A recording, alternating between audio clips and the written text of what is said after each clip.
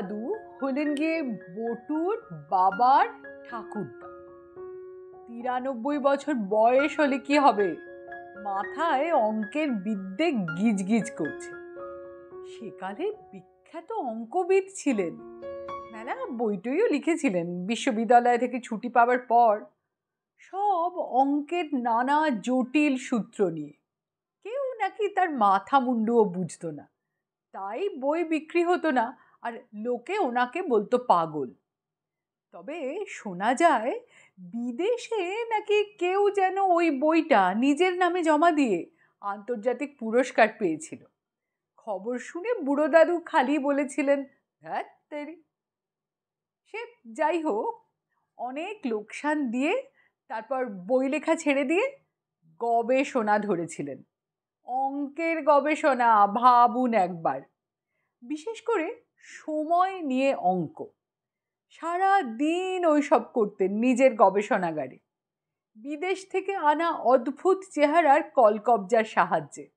আর রোজ সন্ধ্যায় বটু, সাটু আর ট্যাঙসকে অঙ্ক কষাতেন।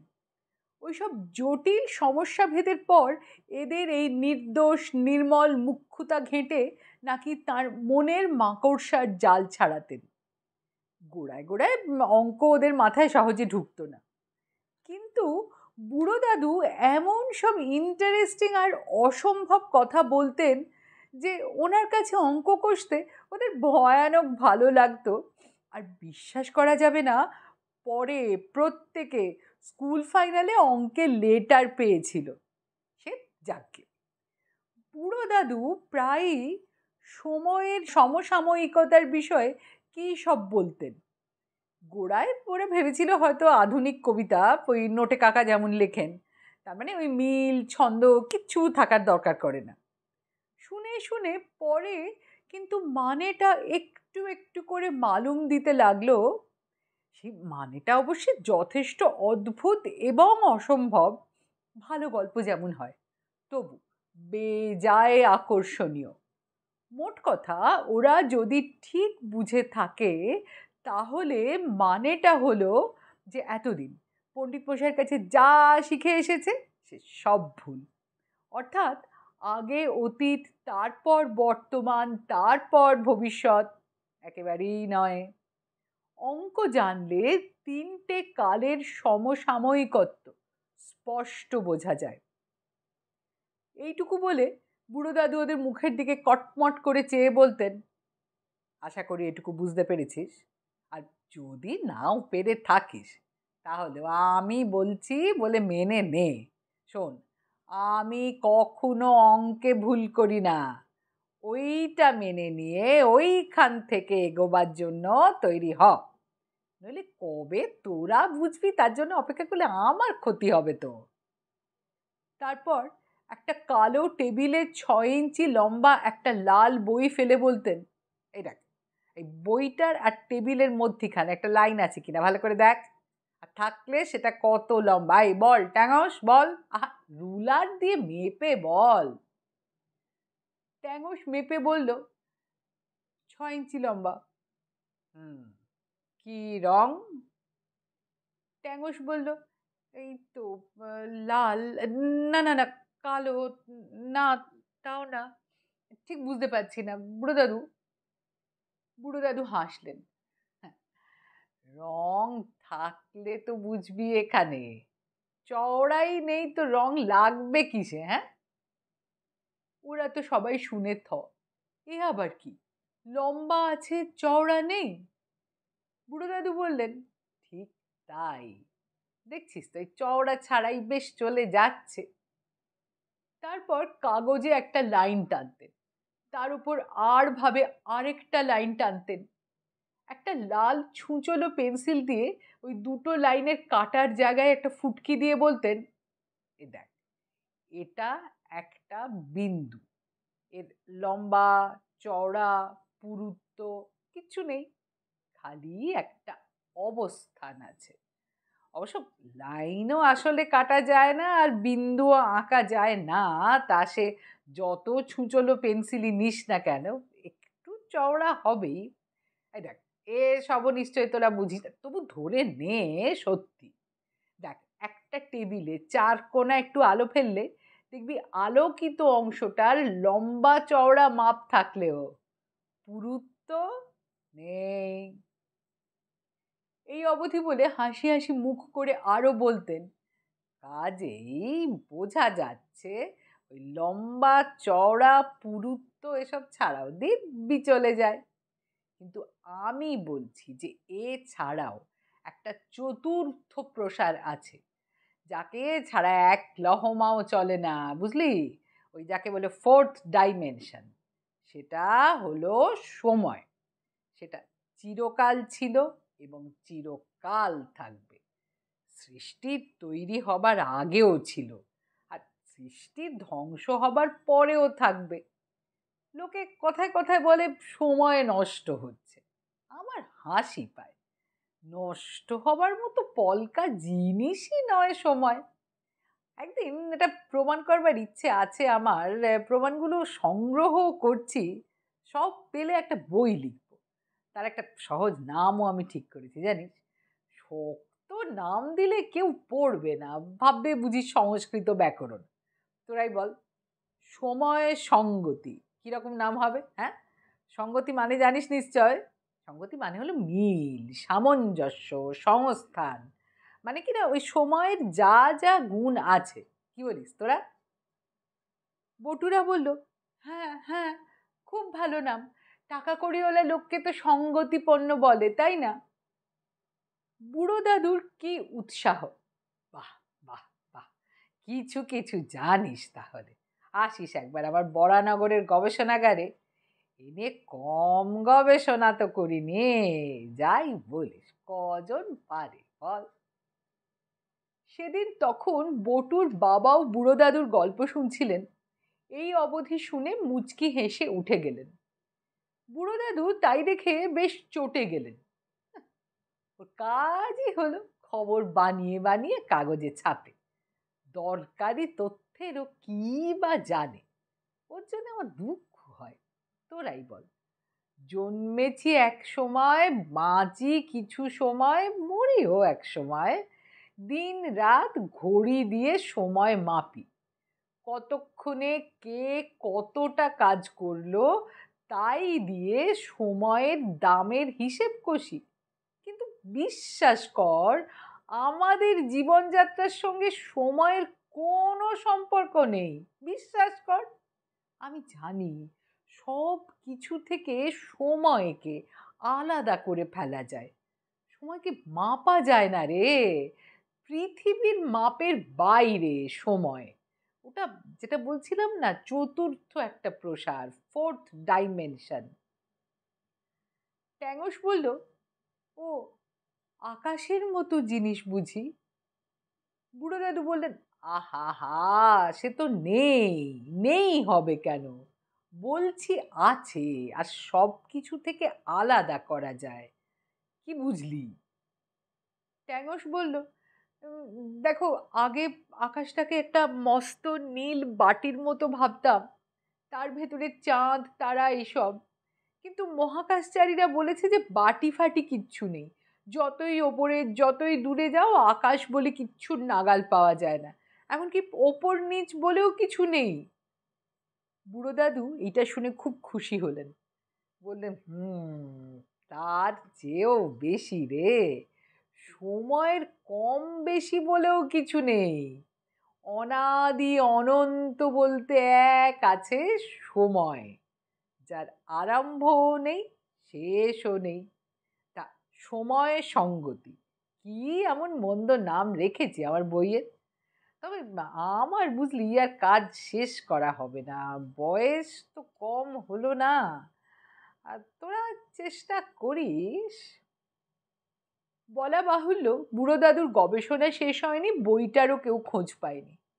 সময় সঙ্গতি, খাসা নাম কিন্তু, তাই না? দুঃখের বিষয়, এই শেষ কথাগুলো বলেই বুড়ো দাদু মুখ থুবড়ে পড়ে গেলেন। সবাই ছুটে এসে তাকে তুলে তক্তাপোষে শোয়ালো। পাশের বাড়ি থেকে অমরেশ ডাক্তারকে ধরে আনা হলো। তিনি দেখে টেখে বললেন, ওরে বটু, বাবাকে বলিস তোর জন্য অন্য মাস্টার দেখতে। এই বুড়ো দাদু আর নেই। আমার ছোট ছেলেটা পাশ করে বসে আছে, ও কিন্তু অঙ্কে ভালো নম্বর পেতো, বুঝলি। কেন জানি ওদের তিনজনের বেজায় মন খারাপ হয়ে গেল, বিশেষ করে যখন শ্রাদ্ধ শান্তির পর জানা গেল বুড়ো দাদু ওনার যথা সর্বস্ব তার তিন প্রপৌত্র বটু, লাটু আর ট্যাঙ্গসকে বিনা শর্তে দিয়ে গেছেন। বুড়ো দাদুর গবেষণাগারটা আম বাগানের কোনায়, একটা একতলা আলাদা আউটহাউস, সারি সারি জানলা, বাইরে বড় একটা তালা দেওয়া। এখন তার চাবি বটুদের কাছেই। ছোট বড় অদ্ভুত চেহারার কয়েকটা মেশিন ঘরে ঢুকলেই চোখে পড়ে। ওই ঘরেই বুড়ো দাদু আগে থাকতেন। ওইখান থেকে 10 মিনিটের পথ বটুদের এখনকার বাড়ি। আগে ওই আউটহাউসটা ছিল পূর্বপুরুষদের বাগান বাড়ি। অনেক পরে তৈরি ওটা, অনেক আধুনিক। বরানগরের এই বড় বাড়িটা বড় জ্যাঠামশাইদের ভাগে পড়েছিল, কিন্তু আম বাগানটা আর একতলা ঘরটা বুড়ো দাদু বটুদের তিন ভাইকে দিয়ে গেছেন শুনে ওরা একদিন বাবার সঙ্গে গিয়ে চাবি খুলে দেখেও এলো। শেষ বছরটা বাবা বুড়ো দাদুকে নিজের কাছে এনে রেখেছিলেন। ঘরের ভেতরটা অব্যবহারে ধুলোয় ধূসর, ওই মেশিনগুলোর ওপর কালো পুরু কাপড়ের ঢাকনি। এর আগে বুড়ো দাদু এ ঘরে কাউকে ঢুকতে দিতেন না, ওনার বন্ধু আর অ্যাসিস্ট্যান্ট আদি বাবুকে ছাড়া। বছর দুই আগে কোনো কারণে বুড়ো দাদুর সঙ্গে আদি বাবুর মনোমালিন্য আর ছাড়াছাড়ি হয়। বটুরা তাকে দেখেনি, নোটোর কাছে শুনেছিল। বুড়ো দাদু বটুদের বাড়ি যাবার আগেই নোটো দেশে গিয়েছিল, আর ফেরেনি। বাবা দেশের ঠিকানায় টাকা পাঠিয়ে ওকে ডেকে পাঠিয়েছিলেন, নট নোন বলে টাকা ফেরত এসেছিল। দেখে শুনে বুড়ো দাদু বেজায় চটে গেছিলেন, বলেছিলেন, এ হলো ওই আদি হতভাগার কারসাজি। ওকে ভাগিয়ে নিয়ে গিয়ে ভেবেছে আমার আগে আমার গবেষণার প্রতিপাদ্য বিষয়টা নিয়ে থিসিস লিখে নাম কিনবে। একসময় আমার ছাত্র ছিল, ওকে আমার চিনতে বাকি নেই। সময়ের সমসাময়িকতা নিয়ে থিসিস লিখবে আদি চাটুজ্জে, কশ্চিন কালেও পারবে না। তবে হ্যাঁ, মেশিনের একটা জটিল অংশ ওর পরিকল্পনা মতো তৈরি, তাতেও নোটোর সাহায্য লেগেছিল। এই শোন, আমার সামনে ওদের নাম করিস নে তোরা। ওই কলটা নেবার জন্য ছোক ছোক করতো, আমি আর ঢুকতে দিইনি। তা সেদিন ভালো করে দরজা জানলা খুলে ধুলো ঝেড়ে ছাদ সাফ করে ঘর ঝেঁটিয়ে ওরা চলে এসেছিল। সামনেই স্কুল ফাইনালের সিলেকশন টেস্ট। বাবা কাকা একরকম ধরপাকড় করে বাড়ি নিয়ে এসেছিলেন। বটু, লাটু যমজ ভাই আর ট্যাংস ওদের কাকার ছেলে, ওদের চেয়ে 15 মিনিটের ছোট। বাবা কাকা বললেন, পরীক্ষার পর এখানে এসে যত খুশি সময় কাটাস, এখন একটু মন দিয়ে পড়াশোনা কর দেখিনি। দাদু পর্যন্ত নেই যে তোদের বুঝিয়ে সুঝিয়ে দেবে। তাই করলো ওরা। আর অঙ্কে সবাই লেটার পেয়েছিল, আগেই বলেছি। বুড়ো দাদুর কাছে কি আর মিছি মিছি 5 বছর তালিম নিয়েছিল ওরা? সে যাই হোক গে, পরীক্ষার পরেই সপ্তাহের মধ্যিখানে একদিন গেল চাবি নিয়ে তিনজনে বরানগরে। চাবি খুলে দেখে যেমন রেখেছিল সব ঠিক তেমনই আছে, খালি মনে হচ্ছিল এত পরিষ্কার সদ্য ঝাড়পোঁছ করা চেহারা হলো কি করে। হতে পারে চোখের ভুল, গতবার অনেক দিনের ময়লা জমেছিল, তারই তুলনায় সাফ মনে হচ্ছে। বড় বাড়ির মলি দিদি বলেছিল আউট হাউসে ভূত আসে, যত সব। আস্তে আস্তে ওরা যন্ত্রগুলোর ঢাকনি খুলে দেখছিল। এমন অদ্ভুত জিনিস জন্মে দেখেনি। পাশাপাশি 1 2 3 4 5 নম্বর করা, একই জিনিস সামান্য একটু বদল করা। দেখে মনে হয় মেশিনটার ক্রমে ক্রমে একটু করে উন্নতি করা হয়েছে। রদবদলটা বিশেষ করে একটা খুদে ডায়ালের, তার পাশে ছোট্ট একটা পাম্পের মতো জিনিস। কিছুই বুঝতে না পেরে ওরা খুব যত্ন করে মেশিনগুলোকে আবার ঢাকা দিয়ে রাখলো। তারপর চাবি দিয়ে বইয়ের আলমারি খুলে থ পরিপাটি করে 1 2 3 4 5 নম্বর দেওয়া হিসেব খাতা ছাড়া তাকে আর কিছুই বলা যায় না। তার এক বর্ণ বোঝবার মতো বিদ্যে ওদের ছিল না। সবার শেষের খাতার সবার শেষের পাতায় লেখা সময়ের সমসাময়িকতা, তার নিচে লেখা বটু, লাটু, ট্যাঙস, তারও নিচে লেখা পয়লা বৈশাখ 1380। দেখে ওরা হাঁ, পয়লা বৈশাখ 1380 তো আসেইনি এখনো। বটু সেই পাতাটার ওই লেখাগুলো যত্ন করে নিজের নোট বইতে তুলে নিল।